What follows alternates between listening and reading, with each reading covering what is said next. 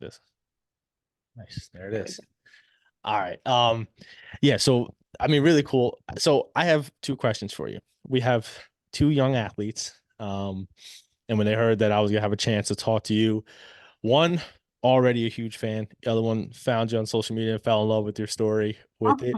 But these questions are some really good questions because for one, I actually faced a hurdle. Young Erica, she's a young athlete. She's in seventh grade. And school tryouts, school team was big, and it's a lot of our dreams and goals to play on the middle school team. Yeah. Erica felt that she had her best year of practice. She put extra time at home to practice, Mhm. where before she realized that she did have to put in the work. So part of it is she feels like she didn't have um, as much time as she's going to have moving forward, Yeah. but she did try out and she didn't make it as a seventh grader, which Mhm. transparency, I got cut from my middle school team as a seventh grader too. So we're in here. We're in here together. But what would be your advice for a young athlete who really loves the sport, but has faced that first no, that faced that Yeah. first hurdle? Yeah. And what would you tell her? Honestly, the first thing I tell them is this isn't going to be the first no you'll Yeah. ever hear. Yeah, fair. You're going to Yes. get a lot more no's and they're going to hurt the Yeah. same. Um, but I would say like don't let that no determine how you move forward because there is always like a next step and a step forward. Stepping backwards would just to accept it and say I'm not good enough. Yeah. I'm done playing. But to take a step forward would be okay, I didn't make it this time. What do I have to do? I have a year Yeah. now to get back to tryouts and make it as an eighth grader. What do I have to do in this year to get there? And I think it's like very mature for young kids to put in the work, but also like just going out and like saying that you're training Mhm. isn't necessarily the answer. It's like how you're training. The quality over like the quantity, I think is huge. Great 10 point. minutes of quality is much better than an hour of just like being out there. Great Um, point. and yeah, I think like it's a roadblock and Hmm. it's like, how are you going to get over that hump, Yeah. instead Yeah. of letting it like smack you in the face. That's a great point. Yeah.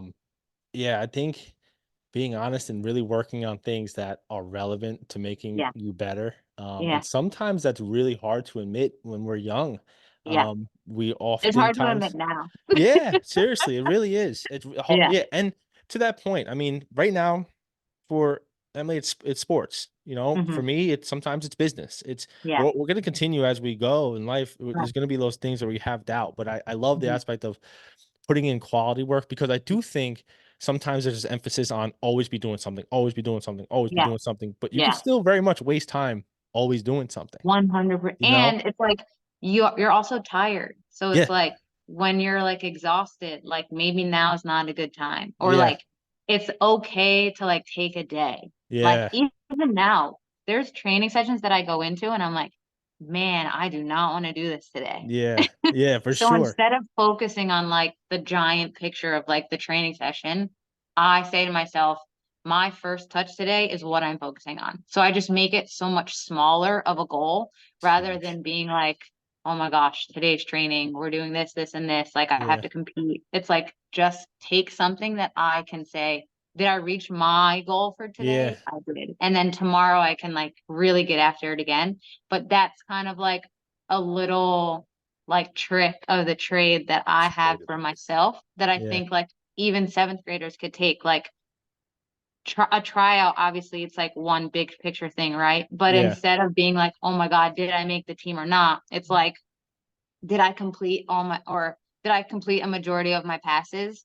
What was my reaction after I lost the ball or a teammate lost the ball? And like, did I get better today or did I just come out here and like run around a lot? I Like, love I that. think that to give yourself little goals whenever you're going to do something to try and reach them, Yeah, something that you can reach and is attainable. Because your giant goals, these little ones are going to lead up to like the very, very big picture. yeah, So it's like if you go and you're like, I have to make the team, but like you put your head down when you lost the ball and you kicked every other ball out of bounds, it's like, yeah, I thought it was good enough because I scored a goal. But like, Yeah. were you at the rest of the training session? So Yeah. it's like do the little things right to get to the big thing. Yeah, I love that. That's really good Yeah. advice. I mean, that's a good way to put it is just simplizing and just working on little Yeah. things. I mean, that's huge advice and willing to Yeah. take it on, which I think is huge. Mhm. Um, this next question from Maddie, it really I love this one. This one's special Mhm. to me because and I know it will be to you because we kind of will understand it where we come from. But Maddie is in sixth grade, so Maddie's also pretty young. She plays a sport where she's on a travel team and she loves to play. Mhm. She's at a point now where she's finding it hard to connect with teammates. Mhm. And a part of it is because Maddie feels that she looks a little bit different than most of her team, and she's Mhm. not used to seeing people who look like her or come where she comes from on the Mhm. field, the sport that she plays. Mhm. She's really committed to it. She's showing up to every practice, every game, but she's having a little bit of issues just feeling a part of the team. For Mhm. one, two-part question, have you ever experienced anything similar to that or like Mhm. that? And then what would your advice be if you have? Um, I would say yes. Team environments are tricky because you have, I don't know, when you're younger, maybe like 12 people, Yeah. 12 to 15, but now I'm dealing with 30 people at a time. Yeah. There's no way that 12 or 30 of you are all going to get along and Right. all think of the same things. I'm also like very much a small, tight-knit circle kind of Hmm. person. Like I have no problem say like I'm not like the biggest girl's girl. Like I'm not gonna want to be around 30 people all day every day. That's not my thing. But I find like I call it like my handful. I have my Yeah. handful of friends that like I kind of like stick to. Yeah. Um, when you're in that environment, find your like one or two, people that will like stick by you and kind of help you get through it.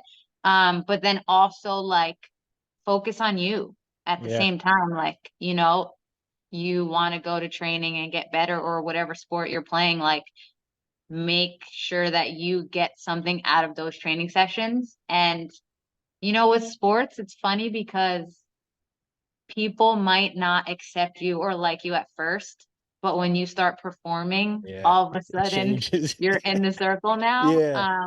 And like you can take that with a grain of salt because it's like you want people to be genuine and be a part of your world for the right reasons. Yeah. Um, but you know, putting yourself out there is a huge step in the first place. You know what Good I mean? point. Like being able to step into a situation that is uncomfortable for you and like you feel uncomfortable while you're there is like growing as a Yeah. person, and it will get easier, and you're also going to face this in other aspects of life. Like you're going to go through hard times and not be accepted in Yeah. certain areas, and how you kind of like manage to get through that says a lot more about you than it does about, or sorry, it says a Yeah. lot about you, and like the fact that people aren't accepting says a lot more about them than it does you. Yeah. So I would say like focus on you, and then you know do your thing, and when you're better than everybody you can Yeah. look back and be like, ha, Yeah. I Yeah, for remember real. when you didn't like me. Yeah, for real.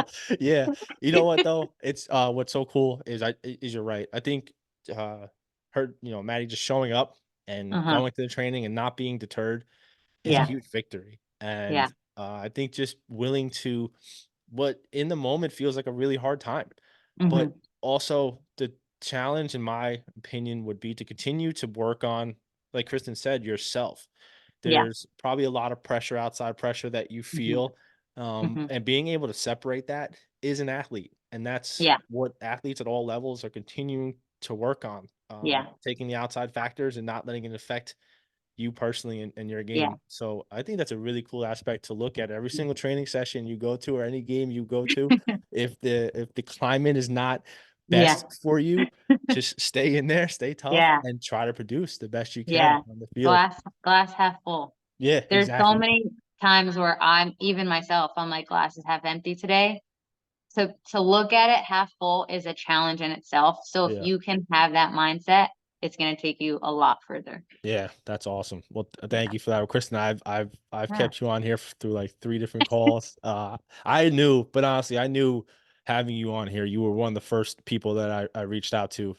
Just because I follow your journey. I know you come from a good family, but actually getting a chance to hear your story, it's a big thing for me to make sure that people get their flowers. And when you're not, Oh, in thank it, you. and make sure you understand like what you have done is truly inspiring. Um, I mean, you're Oh, killing thank it, you. and I didn't even know, not even half of it. I didn't know most of your story. I'm out here telling people right from Rutgers, right to the pro, right to all this, leaving out all this good stuff. So now I know. Now I'm armed. But I'm going to continue to follow you. Is there anywhere that any fans or any listeners or young student athletes can follow you and keep up with your life and your career? Yeah, I'm on Instagram, Okay. Chris10Edmonds, I love Kristen that. Edmonds. I love that. I Um, noticed that. Yeah. is my Instagram handle, Okay. and I'm not the best on it, but I try and keep up with it as best I can. And Yeah. then, yeah, my season starts in a couple weeks here. I play for Gotham FC, so Let's I'd go. love to, see people at the games in the seats cheering us on. Yeah. But yeah, you can follow along with, my journey and kind of what I'm doing in life on Instagram. That's I the love that. easiest Yeah, way. I'll put that in the bio, but I recommend everybody go follow, and just follow along. And again, thank you for your time. And I'll probably be seeing your dad tomorrow morning in the gym. I gotta see that man is not aged. That man is not aged. I'm trying to figure out what he's doing. I follow him around. I do it. I know his routine. I'm serious. So no, but tell your family I said hello for sure. I will. You as well. Please tell I everyone I will. said I hi. will. I will. And thank you so much for your time. Yeah, of course. Thanks for having me on. Of course. All right.